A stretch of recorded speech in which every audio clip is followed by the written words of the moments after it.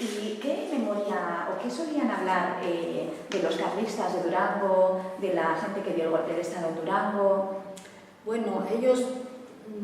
no hablaban particularmente de los de Durango, yo no tengo recuerdos, pero sí sé que hablaban cada día y siempre, toda su vida han hablado de la situación en España, que es lo que a mí me extraña, porque yo me he criado enterándome de todo lo que había pasado en España y de lo que estaba pasando, y me doy cuenta que aquí en España ha habido falta 2 o casi 3 generaciones para que la gente empiece a comprender o a saber algunas cosas, y esa diferencia a mí me choca. Sí, por ejemplo, Benita volvió con vosotros en el 89, Sí. Y os contó tranquilamente dónde había sido bombardeado Durango. Sí, mi madre tenía recuerdos muy vivos de Durango pequeña, porque habían pasado 52 años, es tremendo. Y cuando vino se acordaba de todo y nos enseñó todo, bueno, todos los recuerdos le venían, pero yo creo que es porque ellos han mantenido el recuerdo de Durango, de España, no han cortado, pasaron la frontera, pero tuvieron 2 vidas, como nosotros también, pero ellos tuvieron 2 vidas siempre. La de españoles, con su patria, con el amor a su patria, con la lucha por su patria, y la de franceses, muy dura, de refugiados, de extranjeros, porque eso hay que vivir lo que es un refugiado fuera de su país para saber lo duro que es, psicológicamente, en todo. Y además de ser refugiados, luchaban clandestinamente por España, que era aún más difícil porque eran miembros del Partido Comunista Español,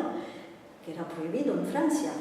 también. Y siempre estaban en peligro, siempre, y todo lo que hacían era una organización muy secreta, muy rigurosa para que no les cogieran, porque peligraban la cárcel o ser expulsados otra vez a España y se ponían en peligro por ser rojos y antifranquistas, o también, bueno, en la época anterior, cuando los alemanes, hubo muchos españoles que los llevaron a los campos de exterminación nazis también, muchísimos. ¿Qué situación legal tenía Benita hija y Benita madre en Francia? Legal, pues serían españoles, de nacionalidad española, eran extranjeras.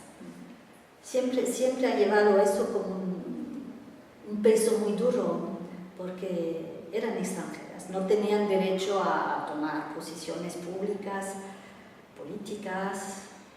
y cuando actuaban lo hacían individualmente, organizadas y al servicio de su partido, que les mandaba a tal o tal sitio en misiones, o si actuaban un poco más públicamente, siempre lo hacían bajo la responsabilidad del Partido Comunista Francés, porque él daba la cara en manifestaciones, actos delante del consulado para protestar contra un asesinato, contra presos y eso, pero ellos no podían afirmarse así en tanto que comunistas españoles luchando, nunca. Estaban fichados por la policía, era una cosa muy... Y ha habido pocos escritos y pocos nombres que circularon, pocos papeles de los comunistas españoles hasta hace 10 años, porque todo era clandestino, siempre. ¿Y qué tal se arreglaba con el idioma?